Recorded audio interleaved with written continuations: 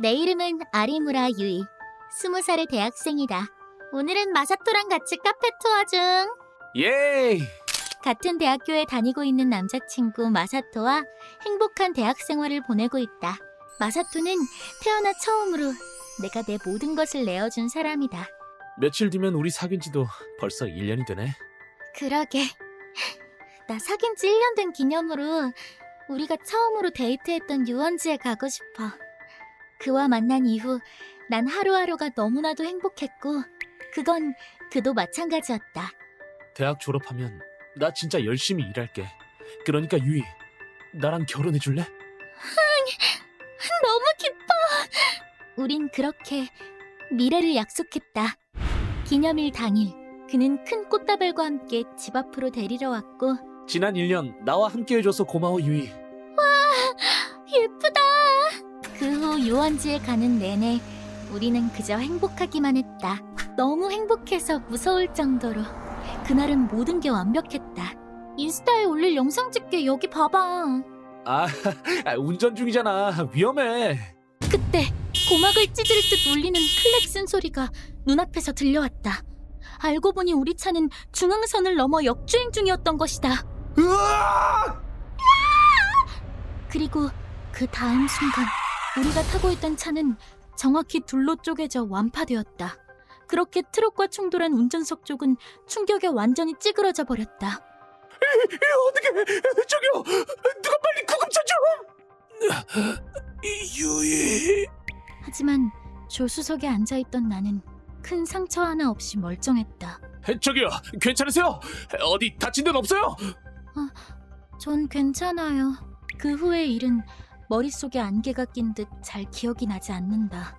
나는 완파된 차 안에서 아무 일도 없었던 것처럼 그냥 그렇게 계속 앉아 있었다. 트럭 운전사는 괜찮아! 주변 사람들이 혼란에 빠져 우왕좌왕하는 상황 속에서 나는 태연이 화장품 파우치를 꺼내들었다. 왜냐하면 오늘은 우리의 1주년이었으니까 평소보다 예쁜 모습으로 있고 싶은 게 당연했다. 립스틱 다시 발라야지. 역시 신상 코랄 핑크색으로 사두길 잘했어. 피로 범벅이 되어 지저분한 룸미러를 보며 난 화장을 고쳤다. 큰 소리에 놀라 현장으로 달려와준 사람들은 그런 나를 보고 놀란 듯했다. 자기야, 저 여자 애인이 죽어가고 있는데 화장하고 있어. 미친! 찍어서 인터넷에 올리자! 하지만 그 순간에 난 그런 시선들조차 느껴지지 않았다. 그리고 화장이 끝나자 나는 어째서인지 친구에게 전화를 했다. 유이? 뭐야? 벌써 도착했어? 아니, 곧 도착해. 기념품으로 뭐 사다 줄까? 구급차가 도착하기까지 나는 그렇게 아무렇지도 않게 친구와 통화를 했다. 이봐 당신! 당신 애인이 다친 거 안 보여?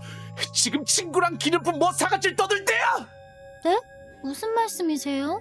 내겐 사고 순간의 기억이 머릿속에서 완전히 사라져 있었던 것이다. 조금 있자 구급차가 도착했고 젠장, 운전자는 이미 늦었어. 조수석에 있던 여자 쪽은 어때? 이쪽은 괜찮습니다. 긁힌 상처 정도예요. 난 조수석에서 내려 구급차로 옮겨졌다. 저기, 남자친구를 기다리게 할 순 없어서요.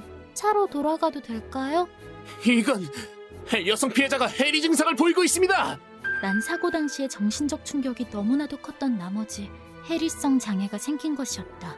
내가 괜히 쓸데없는 짓을 하자고 해서 사랑하는 그이가 마주오는 차를 보지 못하고 죽고 말았다. 감당하기 힘들 정도로 충격적인 사고를 경험하게 되면 그걸 받아들이지 못해 감각이 마비되는 경우가 있습니다. 끔찍한 현실과 마주하는 걸 거부하는 것, 그것이 바로 해리인 것이다. 자신을 지키기 위한 일종의 방어기제라서 사고의 정도가 클수록 해리 증상을 보이는 경우가 많습니다. 그럴 수가...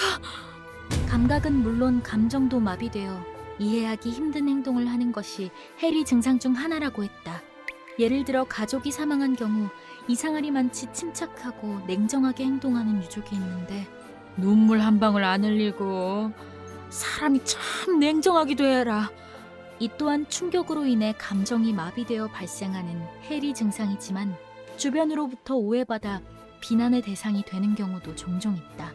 사고 직후 갑작스럽게 화장을 고치기 시작한 내 경우 또한 이와 같은 증상인 것이다. 미친. 찍어서 인터넷에 올려야지. 그리고 그때의 내 이상 증상은 동영상으로 기록되어 인터넷 사이트에 확산되었다. 그 후 마사토의 가족과 대면한 후에야 나는 그때의 사고가 진짜였다는 걸 깨달았다. 거짓말, 거짓말이지. 마사토, 제발 일어나. 악몽을 꾼 건지 현실인지조차 구별이 안 되는 상태로 나는 그의 장례식을 치렀다. 그 사고가 있던 날부터 매일 밤 나는 같은 꿈을 꾼다. 인스타에 올릴 영상 찍게 여기 봐봐. 운전 중이잖아. 위험해. 때문에 잠이 드는 것조차 무서워졌고 그렇게 난 심한 불면증을 앓게 되었다. 내가 사고의 원인을 제공했다는 사실이 끈질기게 날 괴롭혔기 때문이다. 그 사람이 죽은 건 다 나 때문이야. 내가 마사토를 죽인 거라고. 유이. 그날 이후 난 다시는 차에 탈 수 없게 되었다. 조금씩 이전의 생활로 돌아가고자 노력도 해봤지만 영상 봤어? 그 상황이 화장이라니 미친 거 아니야? 쟤도 대단하다. 어떻게 여길 오냐. 사고 직후에 찍힌 영상을 본 사람들의 말들이 비수처럼 날아와 가슴을 찔렀다. 하지만 그것보다 날 더 괴롭게 한 건 사고 당시의 영상이 갑작스럽게 머릿속에 재생되는 것이었다. 왜 그러나, 학생! 고막을 울리는 사이렌 소리와 차 안 가득 퍼지던 피비린내까지 생생하게 말이다. PTSD라는 외상 후 스트레스 장애입니다. 트라우마가 된 순간의 기억이 반복해서 떠오르는 것도 PTSD의 전형적인 증상이죠. 그런...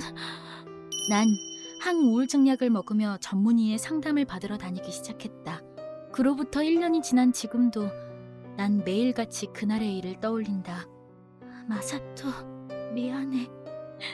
정말 미안해. 그 악몽에서 벗어날 수 있는 날이 오긴 하는 걸까? 아무리 물어도 이 질문에 답해주는 이는 없다.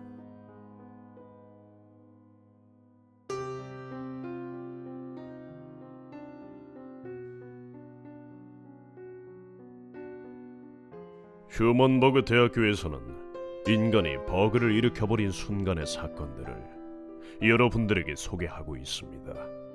예전 영상들도 꼭 한번 보시길.